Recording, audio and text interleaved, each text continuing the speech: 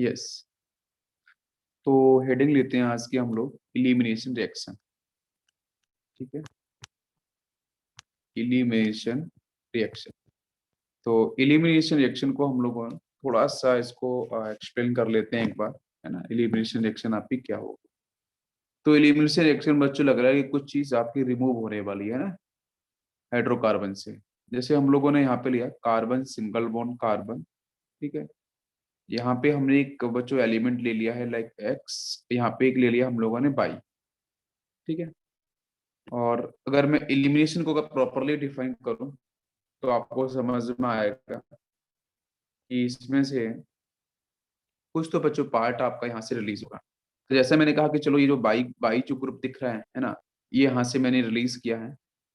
ठीक है, और जब ये रिलीज हुआ होगा तो इसका यहाँ पे ये बच्चों क्या है, लिविंग ग्रुप की तरह होगा। ठीक है, लिविंग ग्रुप।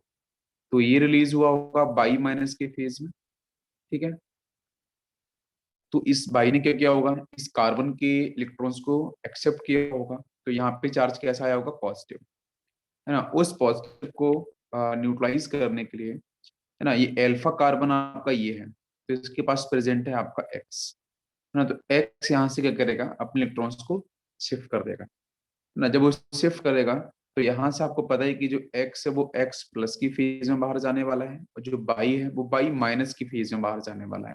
ठीक है, तो सामने जो कार्बन पे डेफिशिएंसी आई थी, वहां से एक्स इलेक्ट्रॉन्स को रिलीज कर देगा। तो डेफिनेटली इलिमिनेशन रिएक्शन का जो एक बेसिक ऑब्जर्वेशन है वो आपको समझ में आएगा कि यहाँ से कुछ इस तरीके से आपका अनसैचुरेटेड कंपाउंड्स का फॉर्मेशन होगा। समझ में आ रहा है? तो एलिमिनेशन में क्या है बच्चों, एलिमिनेशन बहुत ही सिंपल है कि एक का आप बिल्कुल ऑब्जर्व करोगे, एक कार्बन से कोई ग्रुप बाहर जा रहा होगा, वो ग्रुप कैसा होगा, लीविंग ग्रुप होगा। और उसका जो अल्फा कार्बन होगा वहां से भी ग्रुप रिलीज होगा। तो ये ग्रुप एक्स प्लस की फेज में गया है, यहाँ से बाई माइनस, तो ये रिलीज हो जाएगा, और यहाँ से आपका डबल बॉन्ड इस तरीके से जनरेट होगा। But what is the condition? Important point is कि कंडीशन क्या होगी इलिमिनेशन रिएक्शन की, है ना। अगर हमें कंडीशन पता चल जाए तो हमारे लिए थोड़ा सा इजी हो जाएगा। तो हम यहाँ पे हम एलिमिनेशन रिएक्शन को फॉलो कर सकते हैं। तो कंडीशन में क्या है कि ऐसे कंपाउंड जिनके पास कम से कम बच्चों एक लीविंग ग्रुप होना चाहिए, है ना। फर्स्ट कंडीशन कि कम से कम आपका one leaving group must be present. Leaving group हम लोगों ने बच्चों पढ़ा है ना, यस, न्यूक्लियोफाइल ही होता है। Leaving group is a nucleophile, nucleophilic substituent पढ़ा था हमने। तो कम से कम बच्चों एक लीविंग ग्रुप आपका प्रेजेंट होना चाहिए। ठीक है, तभी आपके यहाँ से एलिमिनेशन जो रिएक्शन है वो आपकी परफॉर्म हो सकती है। Condition is clear? यस। तो अब यहाँ से जो आपका एलिमिनेशन जो रिएक्शन है, उस एलिमिनेशन रिएक्शन को हम लोग कौन कौन से पार्ट में कैटेगराइज कर सकते हैं? तो एलिमिनेशन रिएक्शन को बच्चों अपन दो पार्ट में कैटेगराइज कर लेते हैं। फर्स्ट आपको मिलेगा alpha comma alpha elimination. Second आपको मिलेगा एल्फा कॉमा बीटा एलिमिनेशन। ठीक है, तो alpha beta is a position, यहाँ पे अल्फा अल्फा, यहाँ पे alpha beta, these are the position. या फिर इसको अपन बोल सकते हैं एल्फा कॉमा अल्फा का मतलब बच्चों क्या है, सेम पोजीशन ना, है ना। अल्फा कार्बन से ही ग्रुप बाहर जाने वाले हैं, और यहाँ से क्या अल्फा बीटा मतलब यहाँ से डिफरेंट पोजीशन से ग्रुप बाहर निकलेंगे। ठीक है, तो अल्फा अल्फा बोलो, या फिर इसे आप one comma one alpha alpha या वन कॉमा वन एलिमिनेशन भी आप बोल सकते हो, या फिर इसे आप डायरेक्टली अल्फा एलिमिनेशन के नाम से भी कॉल कर सकते हो। ठीक है, अल्फा एलिमिनेशन। तो तीनों में से कोई भी आप वर्ड बोलो, all are correct. Alpha alpha elimination, one comma one elimination, या सिर्फ अल्फा एलिमिनेशन। ठीक है, अल्फा बीटा तो बच्चों डिफरेंट पोजीशन को रिप्रेजेंट कर रहे हैं, तो इसको अपन क्या बोल सकते हैं, वन कॉमा टू एलिमिनेशन। ठीक है, this is also called one comma two elimination, है ना। अगर ये वन कॉमा टू एलिमिनेशन है तो इसको अपन डायरेक्टली बच्चों एक नाम से और कॉल कर सकते हैं, this is also called beta elimination. ठीक है, बीटा एलिमिनेशन। तो दोनों डिफरेंस आपको समझ में आ गए होंगे कि इलिमिनेशन हमें दो बेसिक कैटेगरी में पढ़ना है, एक तो आपका अल्फा अल्फा एलिमिनेशन, एक आपका alpha beta elimination, one comma one elimination या वन कॉमा टू एलिमिनेशन, या अल्फा एलिमिनेशन या बीटा एलिमिनेशन। तो सबसे पहले हेडिंग लेते हैं हम लोग अल्फा बी अल्फा एलिमिनेशन की, है ना।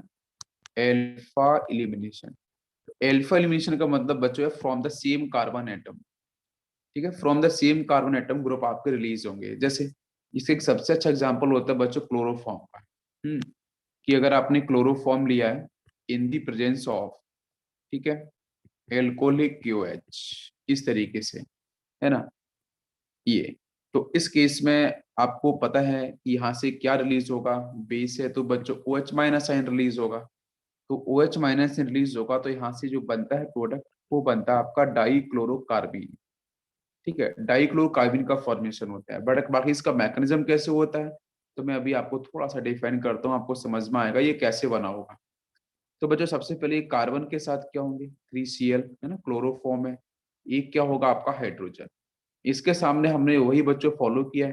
ठीक है, एल्कोहलिक KOH हमें डाल दिया है। ठीक है, बेस, तो बेस बच्चों यहाँ से आपको पता है कि बेस क्या रिलीज करेगा, OH माइनस आयन। एक्चुअली में पता क्या होगा, ये एल्कोहल का मतलब है ROH, ROH, ROH is alcohol. तो सबसे पहले क्या होगा कि जो एल्कोहल का सेक्शन है वहां से बच्चे RO माइनस और H प्लस आयन, है ना। और एक सेक्शन कैसे होगा कि यहाँ से जो OH माइनस आयन है और एल्कोहल से आपको क्या मिलेगा, यहाँ से आपको मिलेगा H प्लस आयन, है ना। बिकॉज आपको पता है कि ये जो सेक्शन है बेस, एक्चुअली इसका मतलब क्या है, इसका मतलब ये है एल्कोहल का मतलब ये और KOH का मतलब ये दोनों एक साथ प्रेजेंट हैं, इसका मतलब ये था। तो डेफिनेटली मैं बोलूं एक्वस KOH और एल्कोहलिक KOH दोनों में से बेसिक स्ट्रेंथ किसकी अच्छी होगी, एल्कोहलिक KOH की ना, है ना, बिकॉज वहां तो वाटर मॉलिक्यूल्स है वो उसे न्यूट्रलाइज करेगा। यहाँ से RO माइनस जो होगा it will work as dipole, it will work as dipole, है ना, प्लस एंड माइनस। KOH के सामने क्या होगा बच्चों, OH माइनस आयन। तो OH माइनस आयन के आसपास कैसा होगा, प्लस माइनस की फेज में जो एल्कोहल होगा वो बच्चों यहाँ पे इकट्ठा हो जाएगा। आप मेरी बात समझ रहे हो।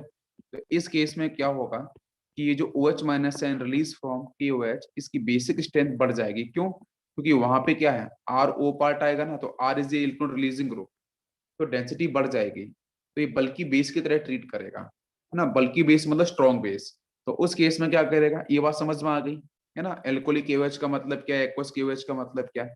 एल्कोहलिक KOH में होता है ROH साथ में आएगा, और एक्वस KOH में सिर्फ वाटर मॉलिक्यूल्स होगा, तो उसकी बेसिक स्ट्रेंथ इतनी ज्यादा आपकी नहीं होती है ना। वैसे भी पता है प्लस आई जो ग्रुप लगे हुए इलेक्ट्रॉन डेंसिटी को बढ़ाते हैं।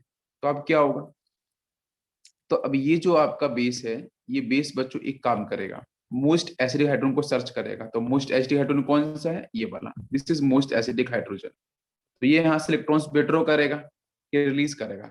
अगर एसिडिक है तो बच्चों इलेक्ट्रॉन्स क्या करना चाहिए, रिलीज करेगा, है ना। तो इस केस में ये इधर इलेक्ट्रॉन्स को शिफ्ट करेगा और यहाँ से निकल जाएगा H प्लस की फेज में। H plus sign OH minus sign, तो बच्चों वो बन जाएगा आपका वाटर मॉलिक्यूल्स। जब ये इलेक्ट्रॉन रिलीज करेगा तो माइनस यहाँ पे आएगा। अब ध्यान से समझना, एक ही कार्बन से H प्लस साइन भी रिलीज हुआ, अभी इसी सेम कार्बन से एक Cl जो होगा वो भी यहाँ से रिलीज होने वाला है, ये Cl भी रिलीज होगा। तो Cl बच्चों क्या करेगा, वो जो नेगेटिव चार्ज आया था कार्बन पे उसको ही विड्रॉ कर लेगा, नेगेटिव को अपनी साइड विड्रॉ कर लेगा। तो यहाँ से ये बनेगा Cl माइनस साइड, और Cl minus definitely good leaving group ना, बिकॉज यहाँ से पता है कि sir negative charge on chlorine, तो इसकी स्टेबिलिटी अधिक होगी, जिसकी स्टेबिलिटी अधिक न्यूक्लियोफाइल की वो अच्छा लीविंग ग्रुप होता है। तो Cl माइनस यहाँ से H प्लस वहां से रिलीज, तो फाइनली आपका हम बोल सकते हैं कि यहाँ से HCl आपको देखने को मिल जाएगा, वो रिलीज हो जाएगा। कार्बन के साथ बच्चों क्या होगा, कार्बन के साथ दो वैलेंसी आपकी फ्री हो जाएंगी और दो क्लोरीन आपको इस तरीके से मिलेगा। समझ में आया, मतलब दो बैलेंस यहाँ पे फ्री, तो इसको अपन क्या बोलते हैं, कार्बीन। तो डाइक्लोरोकार्बिन का फॉर्मेशन होगा, दिस इज अल्फा एलिमिनेशन या 1,1 एलिमिनेशन, या फिर आप इसको बिल्कुल आप ध्यान रख सकते हो, इजी है, अल्फा अल्फा एलिमिनेशन, 1,1 एलिमिनेशन या अल्फा एलिमिनेशन।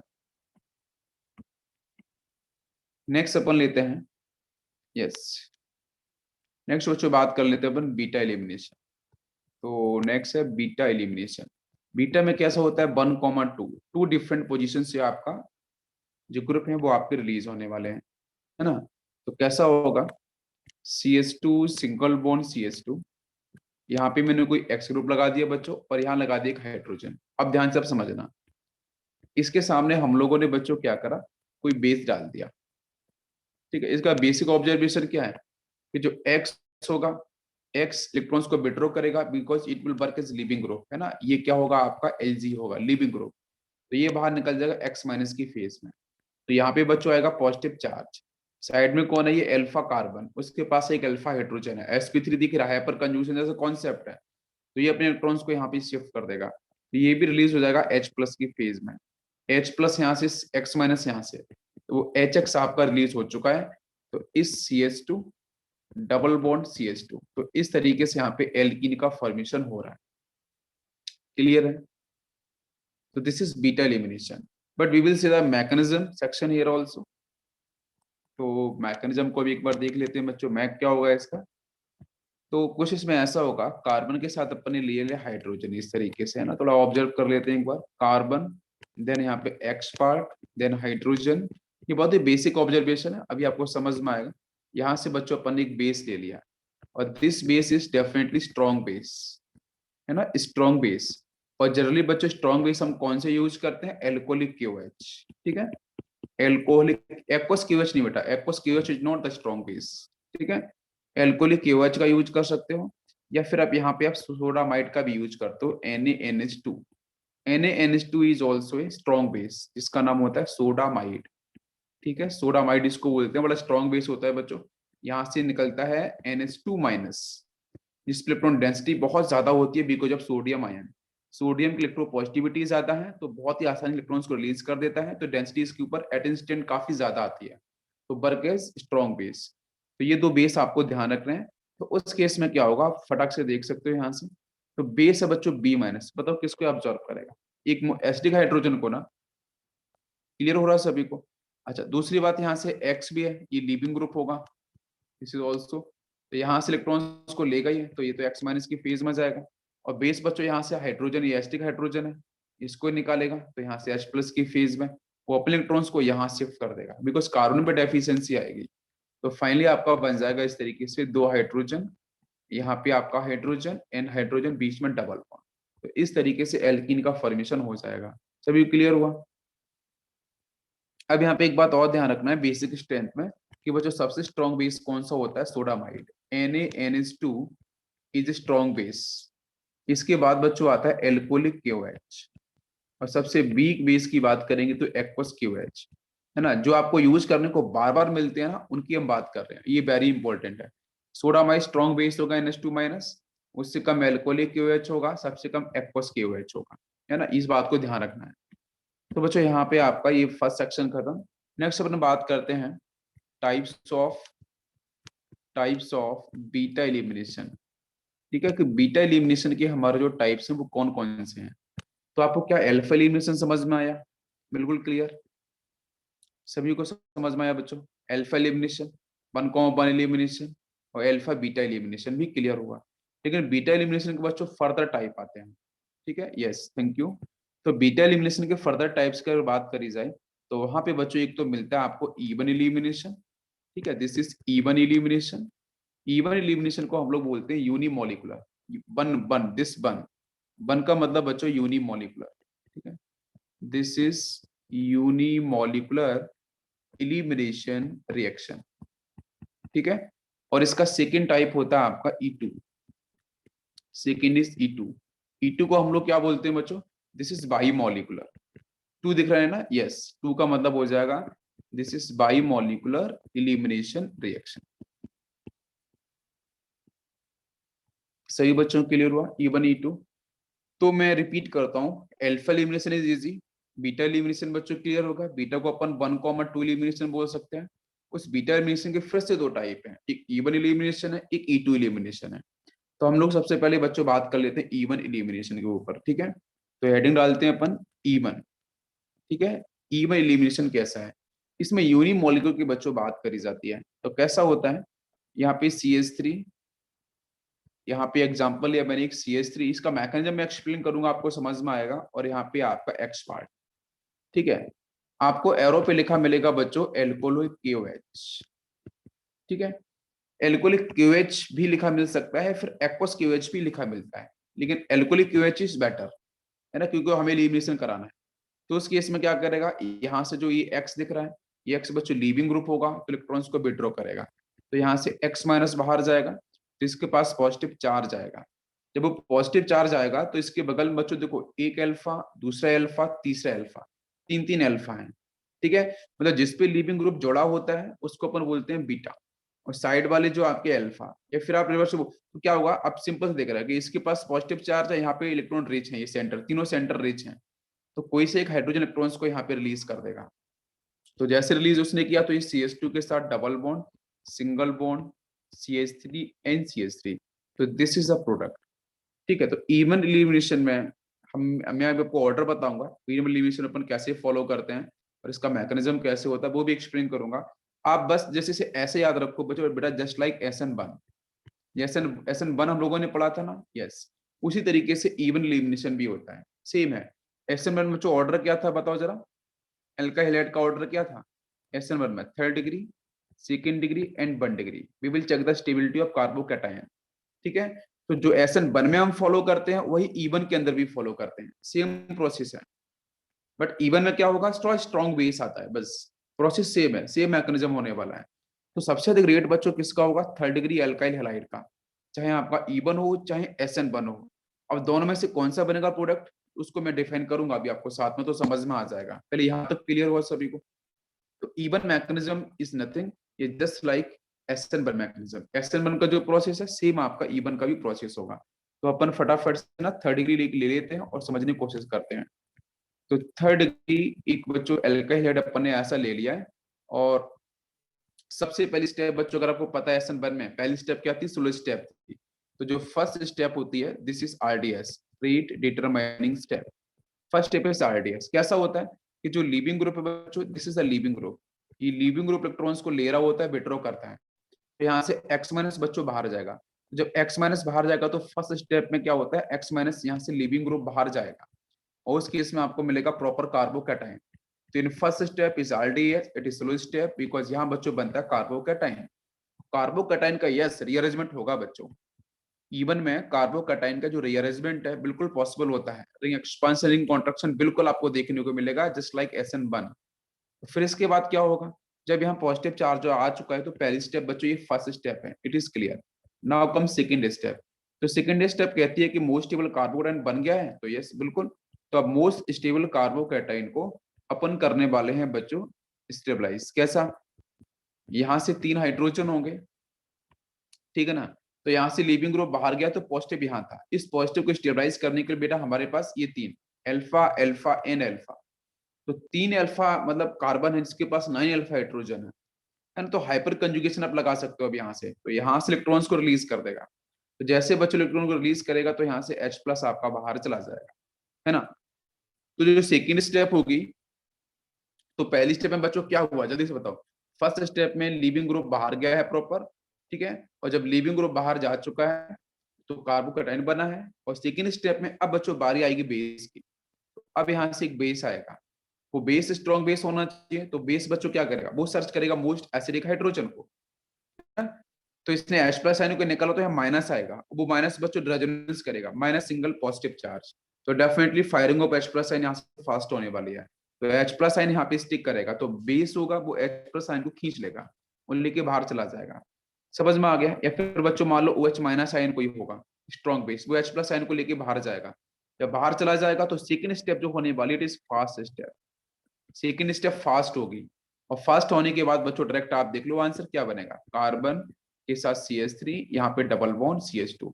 तो फटाफट से ऑब्जर्व करो, पहली स्टेप बच्चों क्या है, थर्ड डिग्री, ऐसा हम लोग बात कर रहे हैं इवन, इवन बच्चों जस्ट लाइक SN1 होता है और कुछ नहीं, यहाँ पे बस स्ट्रॉन्ग बेस यूज करते हैं, बल्कि बेस यूज करते हैं, ये आपको ध्यान रखना है थोड़ा सा, ठीक है। तो SN1 का रेट था third degree, second degree, 1 degree, same process है यहाँ पे, इसलिए अपन ने थर्ड डिग्री को अप्लाई किया है। तो थर्ड डिग्री में सबसे पहले स्टेप RDS, कार्बोकैटायन बनेगा, लीविंग ग्रुप बाहर जाएगा, सेकेंड स्टेप में कार्बोकैटायन पे बच्चों बेस अटैक करेगा, तो निकालेगा मोस्ट एसिडिक हाइड्रोजन को, तो फाइनली बन जाएगा आपका यहाँ से एल्कीन। कार्बोकैटायन अरेंजमेंट बिल्कुल देखने को मिलेगा। सभी क्लियर हो गया दोनों स्टेप? यस। तो अब ये जो इवन रिएक्शन हुई, उस इवन रिएक्शन एक्चुअली बच्चों कितनी स्टेप में रिएक्शन हुई, 2 स्टेप में, जस्ट लाइक SN1। मैं बार बार रिपीट कर रहा हूँ, फिर डिफरेंस भी बताऊंगा मैं, डिफरेंस क्या होता है दोनों में, SN1 और ये और आपके इवन में। जब रिएक्शन आपको दी जाएगी पेपर के अंदर, तो आपको डिसाइड करना है कि वहां से सब्स्टिट्यूशन कराना है, एलिमिनेशन कराना है, तो वही तो मैं आपको बाद में बताऊंगा डिफरेंस। अभी आप बिल्कुल सिमिलर सिमिलर कंडीशन को फॉलो करो। इवन में 2 स्टेप थी, तो फर्स्ट स्टेप जो हुई थी वो फर्स्ट स्टेप थी बच्चों आपकी RDS, rate determining step, if it is RDS तो we will define the rate.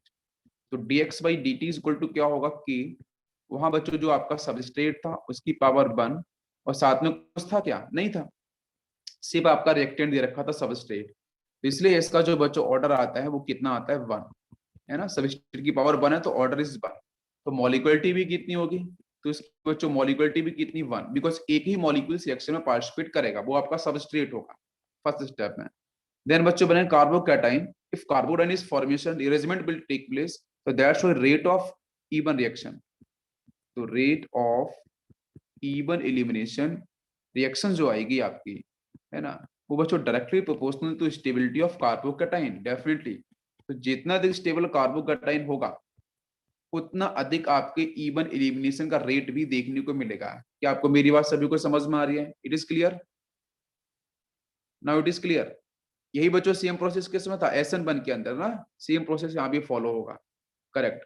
लेकिन यहाँ से हम जो मेजर प्रोडक्ट इवन एलिमिनेशन का वो हम बच्चों कैसे निकालते हैं, तो इवन एलिमिनेशन के अंदर जब इवन एलिमिनेशन हम फॉलो करेंगे, है ना, तो इसमें जो आपका मेजर प्रोडक्ट बच्चों डिसाइड होता है, मेजर प्रोडक्ट, है ना, always decided through Saytzeff rule. एक रूल बच्चों यहाँ पे आता है सेडजेफ रूल, ठीक है, सेडजेफ रूल। तो major product is defined according to Saytzeff rule. सभी को ध्यान रखना, एलिमिनेशन में सेडजेफ रूल बच्चों बिल्कुल आपको फॉलो करना है मेजर प्रोडक्ट को डिफाइन करने के लिए। तो व्हाट इज सेडजेफ रूल? तो सेडजेफ रूल बच्चों ये कहता है ना, सेडजेफ रूल आपको डिफाइन करता है कि more substituted alkene, more substituted alkene, more substituted alkene is major product, is major product. इसका मतलब आप कुछ भी मत करो, आपको मैंने पढ़ाया था GOC1, तो आप स्टेबिलिटी ऑफ एल्कीन के बारे में बच्चों बताया था मैंने, आपको याद है, हाइपर कंजुगेशन से वही सेम आप लगा सकते हो रूल्स, वो भी करेक्ट होगा, ठीक है। तो शेरजेफ ने ये कहा कि जो कार्बन डबल बॉन्ड कार्बन आएगा ऐसा, इसके पास जितने ज्यादा बच्चों ग्रुप लगे होंगे, एल्काइल पार्ट जितने ज्यादा लगे होंगे, है ना, तो वहां पे अल्फा हाइड्रोजन उतने ज्यादा होंगे। आपको मेरी बात समझ में आ रही है? तो उस एल्कीन की स्टेबिलिटी भी ज्यादा होगी। तो मोर सब्स्टिट्यूटेड, यहाँ पे आपका R1 है, R2 है, R3 है, R4 है, तो उनका कहना था कि जितना अधिक सब्स्टिट्यूटेड बच्चों आपका एल्कीन बनेगा वही क्या होगा, मेजर प्रोडक्ट होगा। सभी क्लियर हो रहा है? Any confusion? तो मोर स्टेबल एल्कीन ऑलवेज आपका मेजर प्रोडक्ट। जैसे आप अगर रेट के बारे में बात करना चाहोगे तो CH3 carbon, CH3 CH3 and halide, ठीक है, ये फर्स्ट कंपाउंड है। सेकेंड कंपाउंड बच्चों अपन ने ले लिया यहाँ पे CH3 carbon and CH3, now this is hydrogen and X part. और थर्ड कंपाउंड हमने ले लिया बच्चों CH3 and CH2 and X। Now decide even elimination का जो रेट होगा इन गिवन कंपाउंड्स के केस में क्या होना चाहिए। तो आप बिल्कुल इजीली टिक कर सकते हो कि सर यहाँ से जब X बाहर जाएगा लीविंग तो आपका कार्बोकेटाइन यहाँ पे 3rd डिग्री मिलेगा। सभी क्लियर हो रहा है? नेक्स्ट केस में क्या मिलेगा आपको, जल्दी से बताओ। नेक्स्ट केस में आपका जब ये X बाहर जाएगा तो यहाँ से मिलेगा 2nd डिग्री, है ना, जब ये बाहर जाएगा तो यहाँ से मिलेगा 1 डिग्री, और एक थर्ड आप एक फोर्थ और ले सकते हो, जैसे लिखा अपन ने CH3X, तो यहाँ से जब ये X बाहर जाएगा तो सिर्फ ये पॉजिटिव आएगा। तो व्हाट इज द ऑर्डर? तो ऑर्डर आपका हो जाएगा 1st, 2nd, 3rd and 4th, because we will check the stability of carbocation. Carbocation की स्टेबिलिटी को हमें सिर्फ चेक करना है और उसके बेस पे हमें रेट को डिसाइड करना है इवन एलिमिनेशन के अंदर। कोई कंफ्यूजन किसी को? नहीं।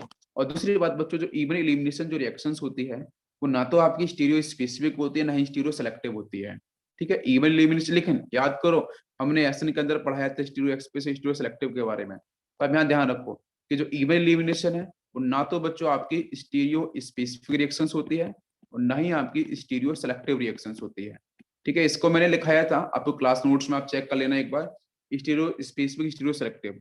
इवन एलिमिनेशन ना तो स्टीरियो स्पेसिफिक होगी ना ही आपकी स्टीरियो सेलेक्टिव रिएक्शंस होती है, तो this is even elimination just like SN1।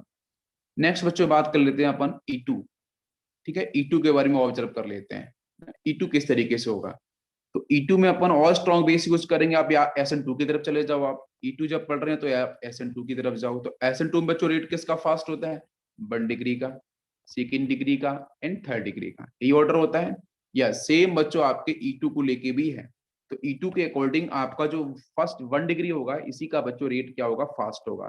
तो we will always use 1 degree alkyl halide तो हमने ले लिया यहाँ पे मैकेनिज्म समझने के लिए इस तरीके से, एक 1 डिग्री अपन ले लेते हैं, है ना, 3rd डिग्री लेने की कोई भी जरूरत नहीं है, ठीक है। तो 1 डिग्री अपन ने ले लिया यहाँ पे, और यहाँ पे एक लीविंग ग्रुप लगा लेते हैं, और ये दिस इज सिंपल 1 डिग्री, ठीक है ना।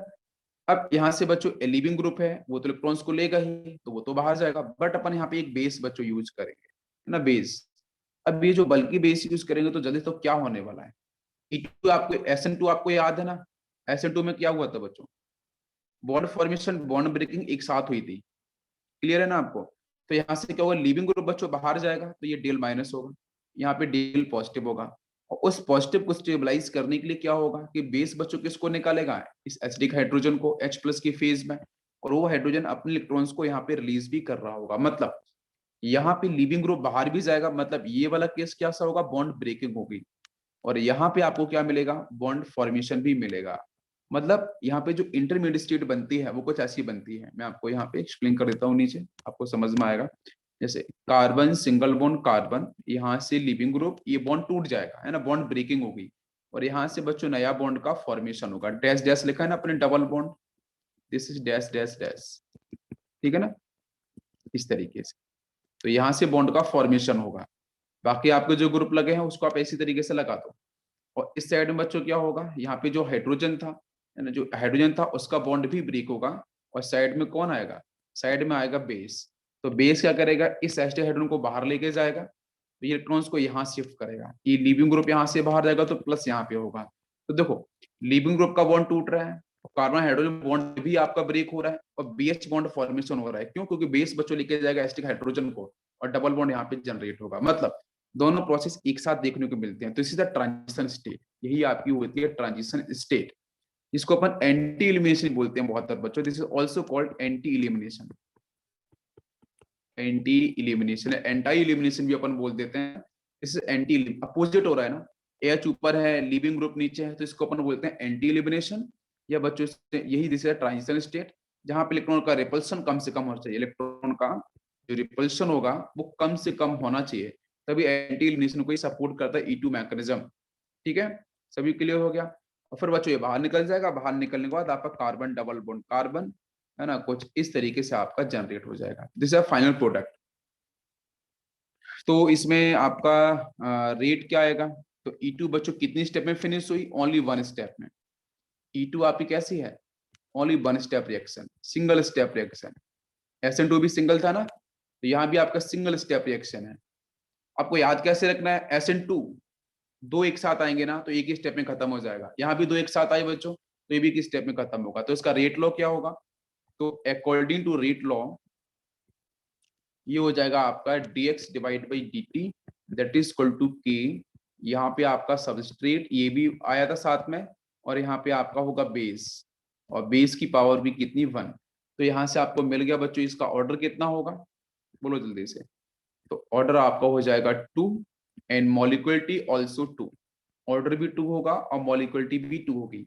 लेकिन बच्चों जब भी कभी क्वेश्चन आता है रेट को लेके, तो इवन एलिमिनेशन हमने कैसे निकाला था, इवन एलिमिनेशन को हमने निकाला था on the basis of stability of carbocation, but जो रेट होगा आपका E2 का, जो E2 का रेट होगा उसको हम डिसाइड कैसे करेंगे, बल्किनेस के हिसाब से, है ना, तो 1 डिवाइड बाई स्टेरिक हिंड्रेंस, ठीक है, तो जितना कम स्टेरिक हिंड्रेंस होगा रेट उतना ही ज्यादा होगा। तो इसलिए मैंने बच्चों बोला था कि 1 डिग्री का रेट सबसे फास्ट होता है, 2nd डिग्री का एंड 3rd डिग्री का, इसका जस्ट उल्टा कर देंगे हम लोग तो वो इवन में आ जाता है। सभी को समझ में आया, क्लियर। तो जो मेजर प्रोडक्ट यहाँ पे E2 में बच्चों ऑब्टेंड होता है सेटजप रूल से, क्या आपको मेरी बात समझ में आ रही है, यहाँ भी हम मेजर प्रोडक्ट जो E2 में ऑब्टेंड करेंगे वो भी सेटजप रूल है, हॉफमैन रूल, है ना, किससे निकालेंगे, Saytzeff and Hofmann, Saytzeff rule plus Hofmann rule, तो सेटजप और हॉफमैन रूल से हम लोग करेंगे यहाँ से डिसाइड मेजर प्रोडक्ट। यहाँ तक क्लियर हुआ सभी को, हाँ। अब इवन एलिमिनेशन में तो बच्चों ना तो स्टीरियो स्पेसिफिक था, नहीं स्टीरियो सेलेक्टिव था, बट E2 आपका एक्चुअली में कैसा होता है, स्टीरियो स्पेसिफिक होता है, क्यों, स्टीरियो सेलेक्टिव भी होता है क्योंकि यहाँ से एंटी एलिमिनेशन ही होगा। E2 में कैसा होता है एंटी एलिमिनेशन, अगर यहाँ से एंटी एलिमिनेशन तो वो स्पेसिफिक है, बिकॉज बल्किनेस कम से कम होनी चाहिए, तो अगर एंटी एलिमिनेशन इज स्पेसिफिक तो जिसकी वजह से जो E2 आपका मैकेनिज्म होता है, E2 रिएक्शन है वो आपकी स्टीरियो सेलेक्टिव भी है और स्टीरियो स्पेसिफिक भी है। तो दोनों टाइप के रिएक्शंस आपको देखने को यहाँ से मिलेंगे। यहाँ तक क्लियर हो गया? चलो अब मैं आपको ये देता हूँ एक बड़ा शानदार सा इजी सा रूल्स, आपको याद रहेगा। मान लो बच्चों यहाँ से जो मैंने RX आपको दे रखा है,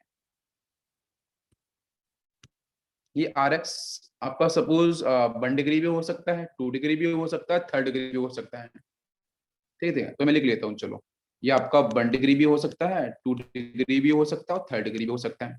जिसमें से एक्स क्या है बच्चों? एक्स यहाँ से होगा लिविंग ग्रुप। अब मैं एक साथ स्टडी करता हूँ। अब इसके साथ बच्चों एरो पे क्या दे रखा हो? RX सामने दे रखा है। वो RX कोई सा भी हो सकता है, 1 डिग्री टू 3rd डिग्री। यहाँ पे लिविंग ग्रुप पूरा समझते हैं एक बार। तो बच्चों यहाँ पे एरो पे लिखा होगा न्यूक्लियोफाइल, या फिर एरो पे लिखा होगा बेस, है ना? न्यूक्लियोफाइल या बेस कुछ भी लिखा हो सकता है। इस तरीके से आपको पहचाना सिखाता हूँ मैं। और बच्चों एरो पे क्या लिखा होता है? सॉल्वेंट, ये भी लिखा हो सकता है। और 3rd पॉइंट लिखा होगा हीट। आप समझ रहे हैं, मैं तीनों बातों के बाद एक साथ समझाऊंगा आपको। तो उस केस में तो RX के सामने बच्चों न्यूक्लियोफाइल आ गया तो न्यूक्लियोफिलिक सब्स्टिट्यूशन कर जाएगा। अगर बेस आ गया तो एलिमिनेशन करेगा। सॉल्वेंट में polar protic solvent, polar aprotic solvent, तो उसके हिसाब से SN1 SN2 डिफाइन होता है। और बच्चों हीट यूज करेंगे तो उस केस में 100% एलिमिनेशन होगा। हीट जब भी आरओ पे मिल जाए हमेशा एलिमिनेशन ही कराना है, सब्स्टिट्यूशन नहीं कराना है। तो इस केस में कौन कौन सी मिल सकते हैं प्रोडक्ट? तो SN1 का मिल सकता है प्रोडक्ट, SN2 भी बन सकता है, E1 भी बन सकता है और E2 भी बन सकता है। आप ध्यान दो, नहीं तो कंफ्यूजन होगा ना, अभी इसको मैं दूर करता हूँ। SN1 भी हो सकता है बच्चों, SN2 भी बन सकता है, E1 बन सकता है, E2 बन सकता है, कुछ भी बन सकता है अगर ये कंडीशन गिवन है। तो सबसे पहले मैं बात करता हूँ रिएक्टेंट को लेके, जो RX दे रखा था। अगर बच्चों रिएक्टेंट 1 डिग्री होगा तो बोलो आंसर क्या होगा? 1 डिग्री केस में होगा तो SN2 से आपको मिलेगा प्रोडक्ट या E2 होगा। अरे भाई 1 डिग्री में तो SN2 E2 ही होने वाला है ना, ये बात तो कंफर्म हो रही है। नेक्स्ट, अब इसमें अपन ये भी बोल सकते थे कि अगर रिएक्टेंट आपका सपोज 2 डिग्री हो जाए तो फिर क्या मिलेगा आंसर? बताओ जरा। अगर आपका यहाँ से ये 2 डिग्री हो जाएगा रिएक्टेंट तो उस केस में आंसर आपका SN1 भी हो सकता है बच्चों, SN2 भी हो सकता है, E1 भी हो सकता है, E2 भी हो सकता है। 2 डिग्री तो सब कुछ कर सकता है। 1 डिग्री फिक्स है कि वो SN1 SN2 और E2 ही करे। और अगर 3rd डिग्री आएगा तो वो क्या कर सकता है? 3rd डिग्री सिर्फ SN1 करेगा या फिर आपका E1 करेगा। और कुछ ही केसेस के अंदर E2 भी देखने को मिलता है। तो आप प्लीज यहाँ से ध्यान रखो, 1 डिग्री आएगा तो आप इसको फॉलो करो, 2 डिग्री आएगा तो ये कुछ बनेंगे, 3rd डिग्री आएगा तो आपको इस तरीके से रिएक्शन को प्रोसेस करना है। क्या सभी को समझ में आया? तो on the basis of alkyl halide you have to decide कि आपका जो मैकेनिज्म है वो किस तरीके से जाने वाला है। तो अब ये तो पूरी बात समझ में आ गई होगी। अब मैं बात करता हूँ बच्चों लिविंग ग्रुप टेंडेंसी के साथ। लिविंग ग्रुप भी तो साथ में लगा है। तो लिविंग ग्रुप अगर बच्चों वीक होगा, leaving group it is weak, जो LG लगाया अपन ने, X लगाया। अगर लिविंग ग्रुप वीक होगा, वीक का मतलब बेटा जैसे F फ्लोराइड कैसा होता है? वीक लिविंग ग्रुप होता है, फ्लोरीन वगैरह आ जाए। तो अगर वीक लिविंग ग्रुप होगा तो ऑलवेज फॉलो E2 मैकेनिज्म। मैं आपको समझा रहा हूँ, आपको समझ में आना चाहिए। Always follow E2 mechanism. Leaving group अगर बच्चों वीक आएगा, है ना, तो वीक स्ट्रॉन्ग अच्छा अच्छा नहीं, अच्छा लिविंग ग्रुप कौन सा होता है? आयोडीन, उससे कम क्लोरीन, है ना, आपका ब्रोमीन, क्लोरीन, देन आपका फ्लोरीन। फ्लोरीन सबसे पुअर लिविंग ग्रुप होता है, ये आसानी से बाहर नहीं जाएगा, बिकॉज इलेक्ट्रोनेगेटिविटी डिफरेंस की वजह से अच्छा खासा बॉन्ड बना लेता है। तो यहाँ से जो बनेगा आपका प्रोडक्ट वो होगा Hofmann product. Hofmann product is a major. कैसे होगा मैं एक्सप्लेन करूंगा, आपको समझ में आएगा। अब मान लो बच्चों जैसे क्लोरीन आ जाए, ये तो अच्छे लिविंग ग्रुप होते हैं, ब्रोमीन आ जाए, फिर मान लो आपका आयोडीन आ जाए।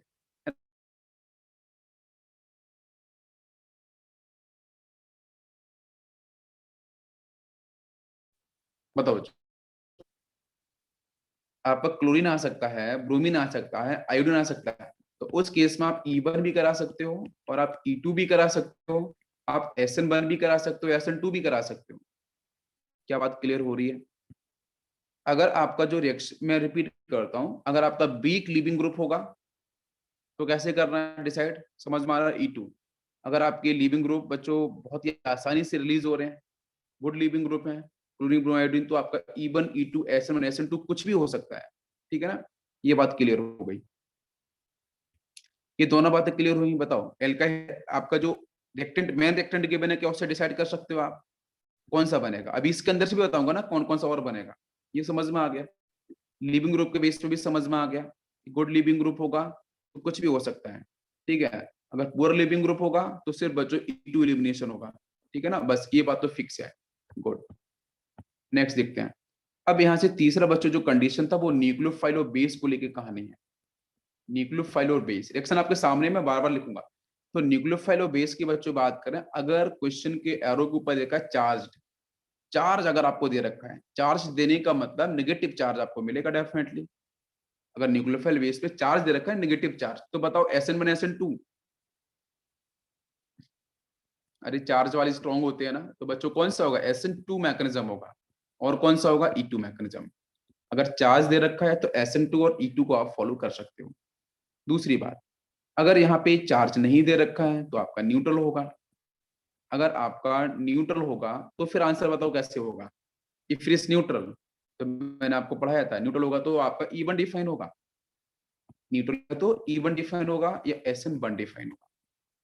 अब समझ में आ रहा है आपको, क्लियर, SN1 और आपका E1 डिफाइन होगा। नेक्स्ट हम बात करते हैं तो बेस को लेके समझ में आ गया, न्यूक्लियोफाइल को लेके समझ में आ गया। अब उसको बात कर लेते हैं अपन सॉल्वेंट को लेके भी। तो थर्ड पॉइंट आता है आपका सॉल्वेंट, ठीक है। तो सॉल्वेंट को लेके आंसर कैसे बनेगा, तो सॉल्वेंट अगर बच्चों हमारे पास दो ही केस हैं, या तो सॉल्वेंट आपका पोलर प्रोटिक सॉल्वेंट होगा PPS, या फिर सॉल्वेंट आपका पोलर एप्रोटिक सॉल्वेंट होगा। पोलर प्रोटिक सॉल्वेंट होगा तो कौन सा आंसर होगा, SN1 मैंने पढ़ाया था आपको, और E1 होगा। अगर सॉल्वेंट एरो पे दे रखा है पोलर एप्रोटिक सॉल्वेंट, तो उस केस में कौन सा होगा, SN2 होगा और आपका E2 होगा। क्या समझ में आ रहा है, बताओ जल्दी से। क्लियर, सॉल्वेंट, सॉल्वेंट के हिसाब से आप डिसाइड कर सकते हो। और लास्ट पॉइंट था बच्चों हीट। हीट आपको दे रखी है, अगर बच्चों वहां पे दे रखा है लो टेम्परेचर, लो हीट दे रखी है, या फिर दे रखा है हाई हीट, हाई टेम्परेचर। अगर लो टेम्परेचर होगा तो आप फॉलो कर सकते हो SN1 और SN2। SN1 SN2 low heat अगर दे रखी है तो आपका न्यूक्लियोफिलिक सब्स्टिट्यूशन ही होगा। तो low temperature always define substitution reaction, but high temperature always define elimination reaction. तो E1 और E2 में से कोई एक देखने को मिलेगा। क्या समझ में आया। तो हीट अगर लो होगी तो आपको SN1 SN2 फॉलो करना है। अगर हीट जनरली हीट गिवन होती है तो ही एलिमिनेशन होगा। Heat is a important case, very important. अगर एरो पे डेफिनेटली हीट गिवन है तो ही आप जाना है एलिमिनेशन की साइड में, ठीक है। अगर हीट गिवन नहीं है तो आप सब्स्टिट्यूशन की साइड में जाना है। तो आंसर कौन सा बनेगा, सब्स्टिट्यूटेड प्रोडक्ट आपको देखने को मिलेगा। तो बताओ, एक रिएक्शन को समझने के लिए हमने सारे केस समझ लिए, यस, कोई डाउट किसी को यहाँ तक, नहीं, गुड। इसके बाद देखते हैं हम लोग बच्चों स्ट्रॉन्ग बेस, ठीक है। स्ट्रॉन्ग बेस, अगर स्ट्रॉन्ग बेस आएगा तो आपको पता है डेफिनेटली E1 और E2 एलिमिनेशन ही होगा, ठीक है। और अगर आपके वीक बेस आते हैं, ठीक है, जब रिएक्शन करेंगे ना अपन तो आपको और बिल्कुल सही समझ में आएगा, ढंग से समझ में आएगा। वीक बेस होगा तो SN1 और SN2 ही देखने को मिलेगा। जो मैं पॉइंट्स बोल रहा हूँ इंपॉर्टेंट है, ध्यान रखोगे आप तो आपके लिए रिएक्शन बड़ी इजी हो जाएगी, ठीक है। नहीं तो हर बार याद करने के लिए आपको बड़ी दिक्कत होगी, ठीक है। जैसे मैं आपसे बोल देता हूँ बच्चों, हमारे पास ROH है, एल्कोहल दे रखा है, हमने यहाँ पे वाटर मॉलिक्यूल्स दे रखा है। अब डिसाइड करो, अगर हमने एल्कोहल दिया है तो बताओ, वाटर मॉलिक्यूल दोनों सॉल्वेंट हैं, अगर ये सॉल्वेंट हैं, या फिर आप यहाँ पे इनको बेस मान लो थोड़ी देर के लिए, चलो। अगर एल्कोहल के साथ कोई बेस है या वाटर के साथ कोई बेस है, जब बोला एल्कोहलिक KOH या एक्वस KOH, तो आप डिसाइड करो क्या होगा। अगर आपको ऐसे दे रखे हैं तो आप कैसे करोगे, तो उस केस में आप देखो तो आपकी अगर SN1 होगी तो SN1 कब आप फेवरेबल करोगे, बताओ।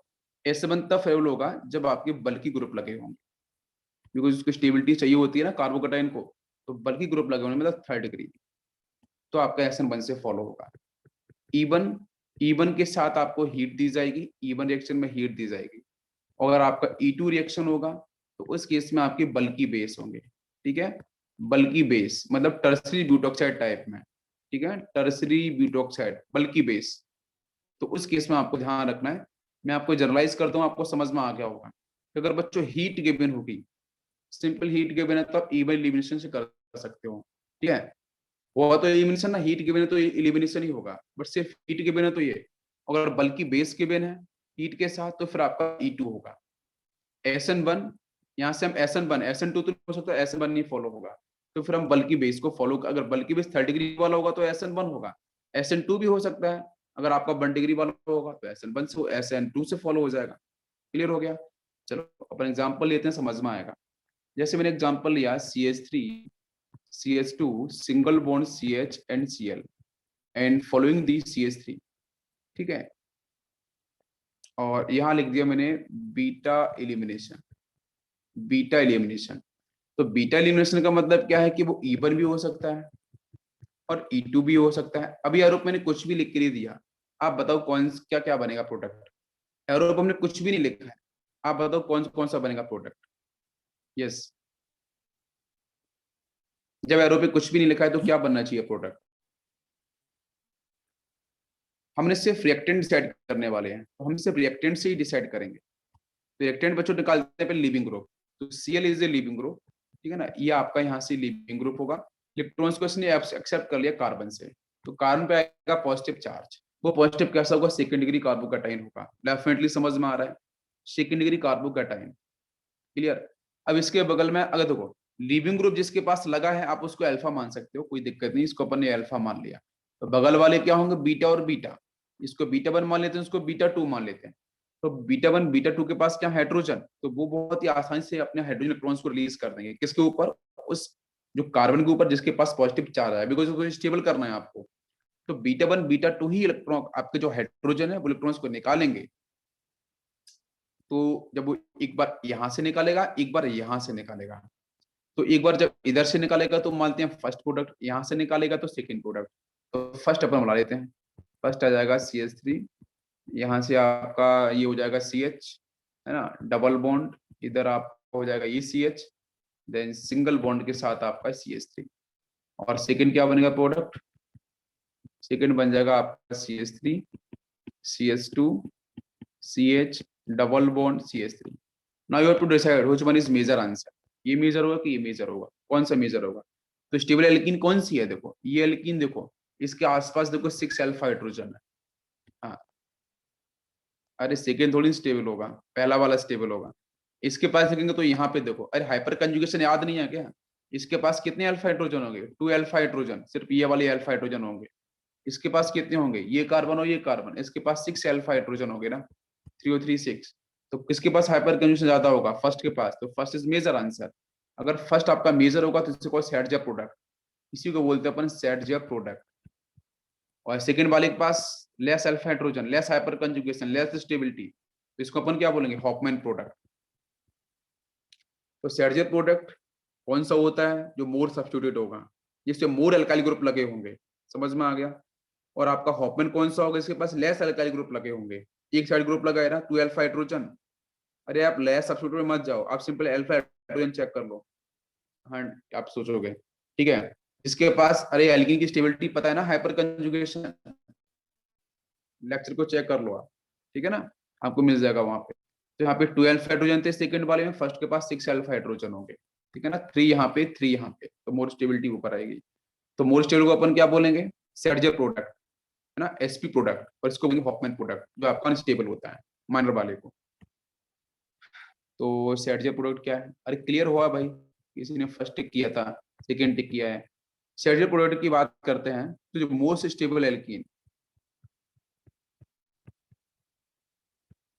most stable alkene most stable alkene will be major product, major product, उसको बोलते हैं अपन सेट प्रोडक्ट, ठीक है ना। या जिसके पास बीटा हाइड्रोजन कम हो, आप ऐसे कर लो जो भी है। और हॉफमैन क्या होगा, जो लीस्ट स्टेबल एल्कीन होगा, ठीक है। सेट समझ में आ रहा है बच्चों, सेट अपन ने क्या बोला है, सेट का मतलब जो मोस्ट स्टेबल एल्कीन, ठीक है, इस तरीके से। इसका मतलब ये था कि जहां पर बीटा हाइड्रोजन कम है वहां पर हाइड्रोजन का एलिमिनेशन करा दो, तो सेट आपको मिलेगा। हॉपमैन में क्या होगा, हॉपमैन में लीस्ट स्टेबल एल्कीन मिलता है, ठीक है, तो आपका हॉपमैन बोला जाएगा। अब एक केस लेते हैं जहां बच्चों आपके कुछ वीक लिविंग ग्रुप लगे हैं, like fluorine, like NR3+, NR3+, F लगा है, NR3+ लगा है, या फिर आपका SR2+ लगा है ना। ये सारे के सारे आपके वीक लिविंग ग्रुप होते हैं। कैसे होते हैं, वीक लिविंग ग्रुप। तो अगर वीक लिविंग ग्रुप होंगे तो हमारा रिएक्शन कैसे प्रोसीड होगा, ठीक है, वीक Lg, ठीक है। तो इनके साथ हम कैसे प्रोसीड करेंगे? तो बी क्यूबिंग ग्रुप बच्चों लगा लेते हैं क्वेश्चन के लिए। तो यहाँ पे CH3, ये CH2, CH फ्लोरीन एंड आपका यहाँ CH3। सामने हमने लिखा है एल्कोहलिक KOH। देखो एल्कोहल लिखा है ना, तो स्ट्रॉन्ग बेस है। OH माइनस के साथ क्या होगा? एल्कोहल लगा होगा, ROH, स्ट्रॉन्ग बेस बन जाएगा, बल्कि बेस। तो बताओ कौन सा रिएक्शन मैकेनिज्म होगा? ई बने E2। तो मैंने बोला था be cleaving group always define E2 mechanism. अब बोला था अभी आपको पढ़ाते समय, तो यहाँ से E2 मैकेनिज्म होगा। जब E2 मैकेनिज्म होगा तो एक बार में ही सब कुछ फिनिश हो जाएगा। तो फ्लोरीन क्या होगा? यहाँ से रिमूव होगा। बोलो जरा, फ्लोरीन बच्चों यहाँ से रिमूव होगा, तो ये तो बाहर जाएगा F माइनस की फेज में। और उसके साथ साथ क्या होगा? यहाँ पे पॉजिटिव चार्ज आ रहा होगा। और उस पॉजिटिव को स्टेबलाइज करने के लिए यहाँ से जो बेस है OH माइनस आयन, वो OH minus ion beta hydrogen से, बीटा कार्बन के हाइड्रोजन को विड्रॉ कर रहा होगा। यहाँ से विड्रॉ करेगा, यहाँ से विड्रॉ करेगा, दोनों जगह से विड्रॉ करेगा। आप मेरी बात समझ रहे हो? तो एक बार यहाँ से निकालो, एक बार यहाँ से निकालो, तो बनेंगे दो प्रोडक्ट। तो पहला क्या बना?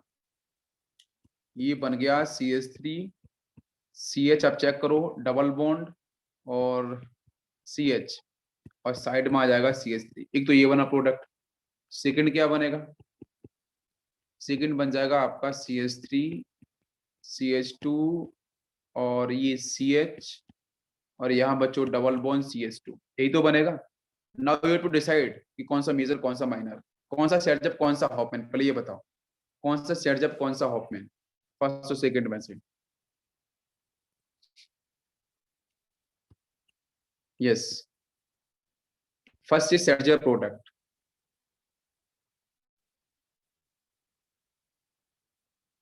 यस, स्टेबिलिटी, स्टेबिलिटी किसकी ज्यादा आ रही है? फर्स्ट की स्टेबिलिटी ज्यादा आ रही है ना बच्चों। फर्स्ट की स्टेबिलिटी ज्यादा आ रही है, तो मतलब वहां पे क्या है? Saytzeff. Yes, it is Saytzeff product. और ये कैसा होगा? Hofmann product. बिल्कुल से आपने सही डिसाइड किया है, करेक्ट आंसर। इसमें से मेजर कौन होगा? सेटजेप वाला। सेटजेप इज मेजर और हॉफमैन इज माइनर प्रोडक्ट। अरे क्लियर हुआ सभी को? अगर बिग लिविंग ग्रुप होंगे तो आंसर कैसे निकालना है? नेक्स्ट, सेकंड केस लेते हैं बच्चों। जब आपके बल्कि बेस यूज किए जाएंगे, लाइक टर्सरी ब्यूटॉक्साइड। ठीक है ना, इसमें क्वेश्चन आए हैं, ये जो लिख रहा हूँ ना बेस, इस बेस पे क्वेश्चन प्रीवियस ईयर में आए हैं। टर्सरी ब्यूटॉक्साइड कैसा होता है?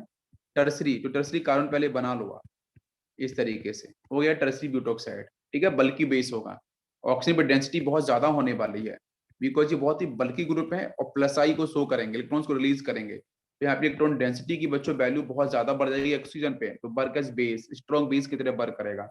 अगर स्ट्रॉन्ग बेस है बच्चों, तो स्ट्रॉन्ग बेस का मतलब 100% आंसर कौन सा होगा? इवन तो हो नहीं सकता, सिर्फ E2 मैकेनिज्म से ही आंसर आपका फॉलो होगा। अरे बात समझ में आ रही है? तो अगर E2 मैकेनिज्म होगा तो अपन देख लेते हैं आंसर कैसे निकाला जाए। यस, एक क्वेश्चन लेते हैं हम लोग समझने के लिए। तो क्वेश्चन लिया बच्चों हम लोगों ने, CH3 कार्बन, यहाँ पे CH3 एंड X, सामने लिख दिया हम लोगों ने CH3 कार्बन, ये टर्सरी ब्यूटॉक्साइड वाला सेक्शन, CH3, और CH3 के साथ लिख दिया हम लोगों ने ऑक्सीजन के माइनस, देन आपका सोडियम प्लस। इस तरीके से आप देखो, सोडियम प्लस बाहर जाएगा तो ऑक्सीजन पे डेंसिटी डेफिनेटली बढ़ने वाली है, सोडियम की साइड से भी और एल्काइल ग्रुप की साइड से भी। ठीक है ना? अब आप डिसाइड करो यहाँ से कौन सा मैकेनिज्म होगा। तो डेफिनेटली E2 मैकेनिज्म ही होगा, बिकॉज बल्कि base always define E2 mechanism. समझ में आ रहा है बच्चों?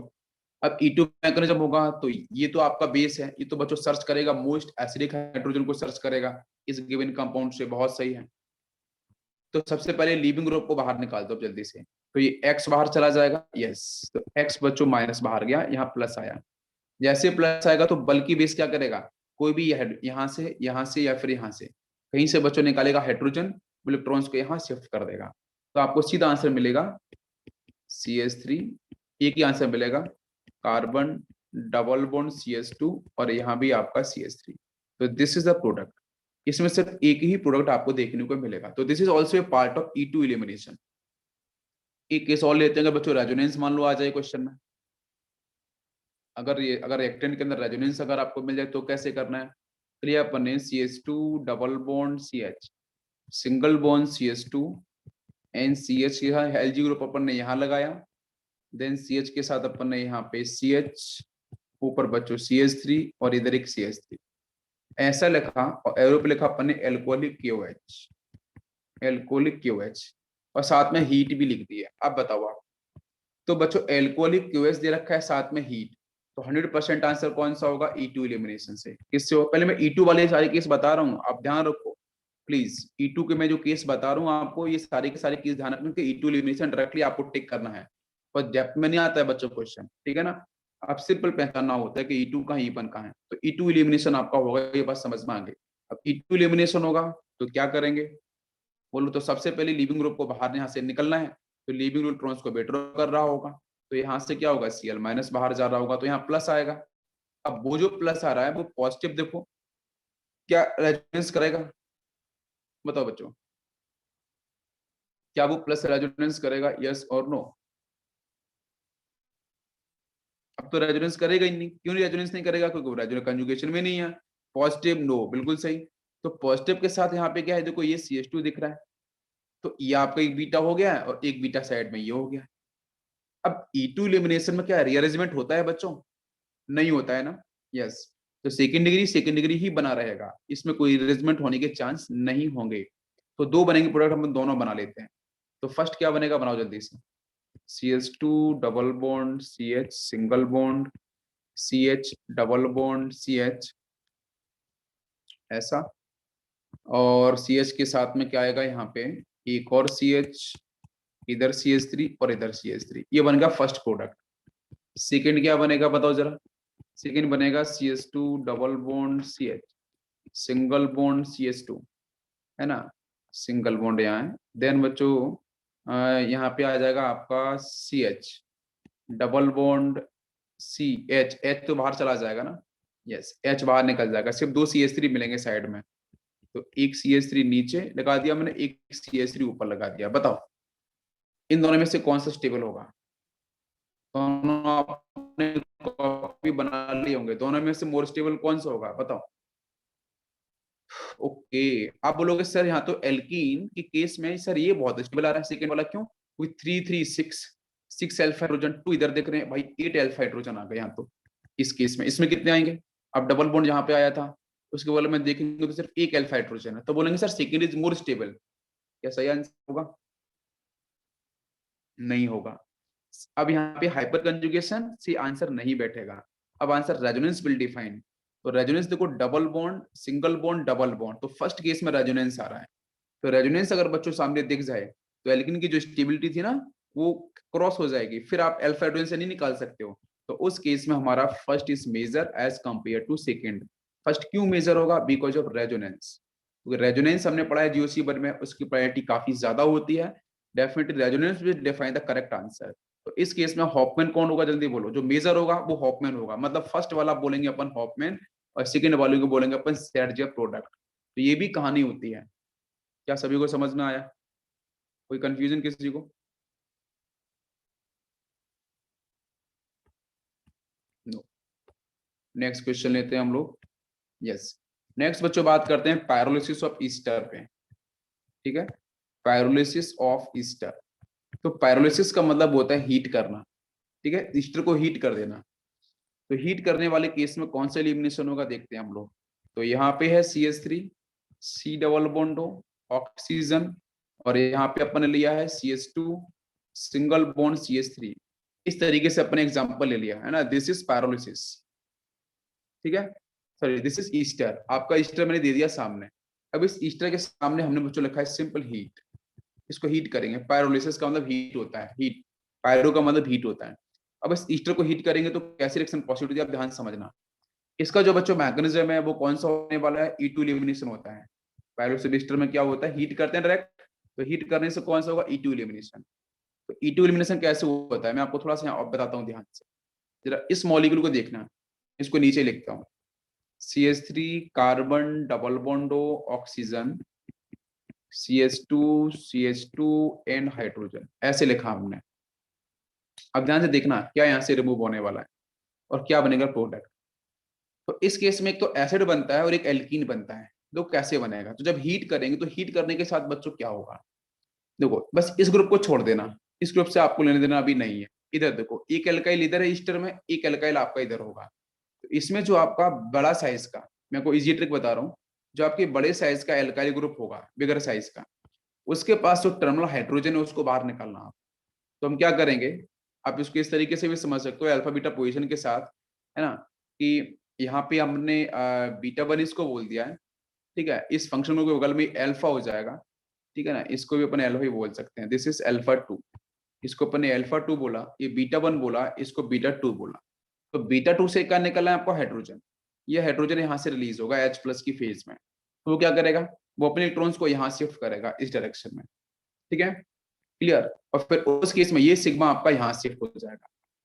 तो जब ये सिग्मा तो कैसे होगा, बिल्कुल सिंपल प्रोसेस है, एच को आप एच इलेक्ट्रॉन्स को यहाँ शिफ्ट करो, बिकॉज ऑक्सीजन इलेक्ट्रॉन्स को विड्रॉ करेगा ना, इस कार्बन में पॉजिटिव चार्ज आएगा, तो उस पॉजिटिव को स्टेबल करने के लिए जो बगल का कार्बन है वो अपने हाइड्रोजन इलेक्ट्रॉन्स को दे देगा ना इसको, तो उसने इलेक्ट्रॉन्स यहाँ पे शिफ्ट किए, तो ये स्टेबल हो जाएगा CH2, यहाँ पॉजिटिव चार्ज आया, तो फिर ये आपका सिग्मा यहाँ पे जा ही रहा था, क्यों, क्योंकि ऑक्सीजन इलेक्ट्रॉन नेगेटिविटी ज्यादा है, ये बॉन्ड आपका टूट जाएगा, ये बॉन्ड टूटेगा जरूर, बट ये जो हाइड्रोजन था वो सीधा आपका यहाँ पहुंचेगा।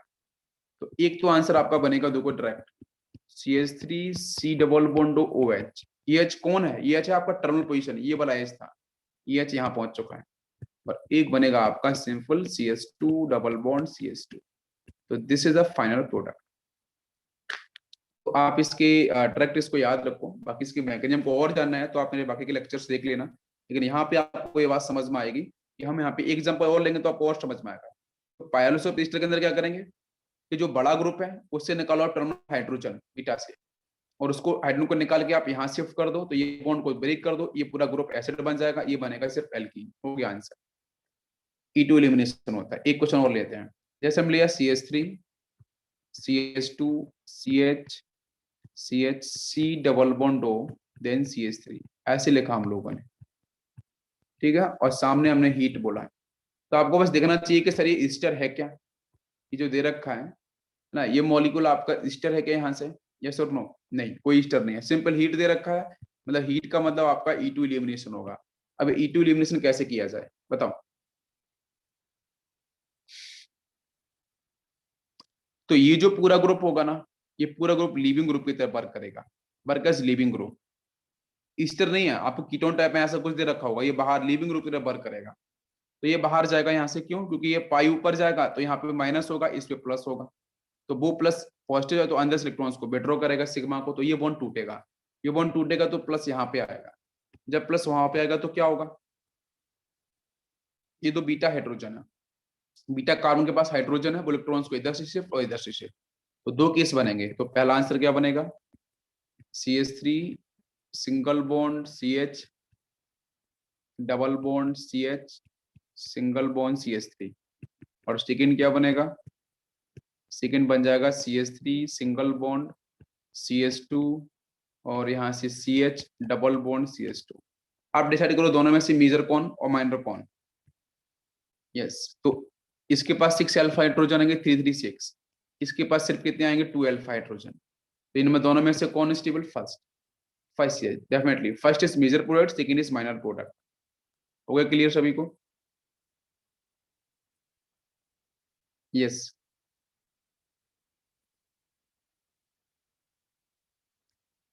Okay good. इसके बाद नेक्स्ट बच्चों, नेक्स्ट हम लोग बात करेंगे